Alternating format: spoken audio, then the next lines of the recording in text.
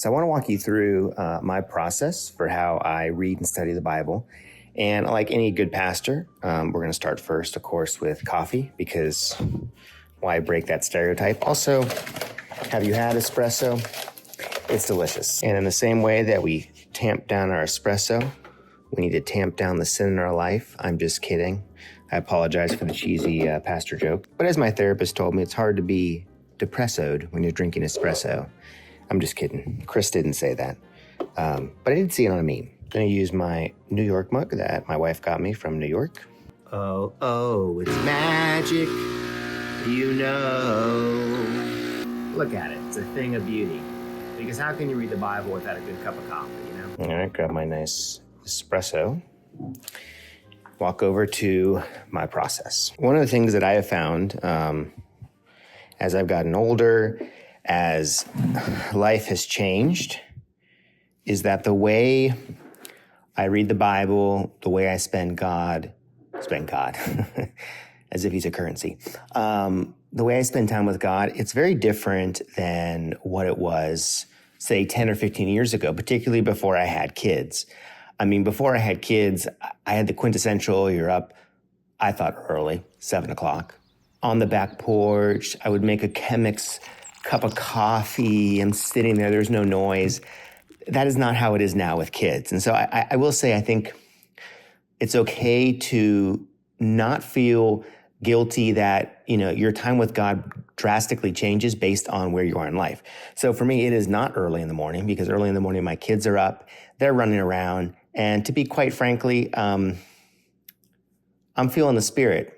But it ain't the Spirit of the Lord. It's the spirit of trying to rush and get my kids out the door. So my time has changed. I don't have a set time. Sometimes it is on the back porch. Sometimes it's just sitting here at my table or on the couch. But the process of reading for me really hasn't changed through the years. So I want to kind of take you through my process. I will typically use this Bible because, as the great Charles Spurgeon said, a Bible that is worn out shows a person who isn't. Okay, that's not why I use it. I just probably more so sentimental, and I've had this thing for like 15 years. So I will typically go through a book at a time. And so right now we are in the book of Mark, chapter 5. Now, my goal is not to read through 5 chapters a day. I don't set any of those kind of goals anymore. I used to, but I think because of being very achievement-oriented, it became more like a goal and not spending time with God. So most of the time, I only read about a chapter. And what I'll do is I'll take, let's say right now we're in chapter 5 of Mark. I will typically read through it really quick once. And so, I'm going to take a couple minutes, I'm going to read through it. And then and that's really just so I can get kind of a feel for it. And then I'm going to go back and I'm going to go through slowly. And honestly, and this is not technical anyway. Once I get stuck on something where it's like, that's interesting that Mark keeps using the word immediately, which you'll notice through his gospel he does.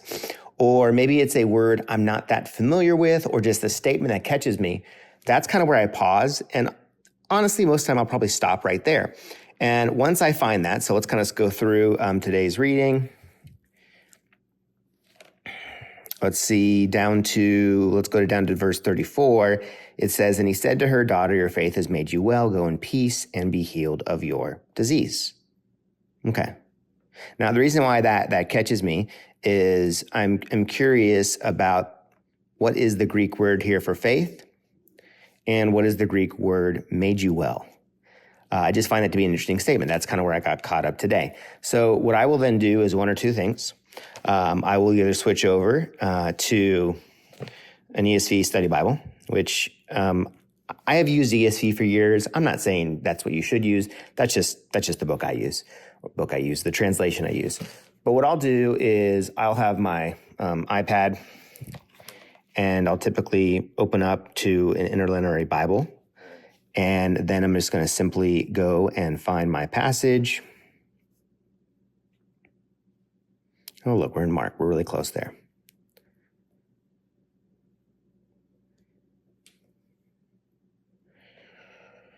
And so now we're in Mark 5, and we've obviously got to scroll way down to 34.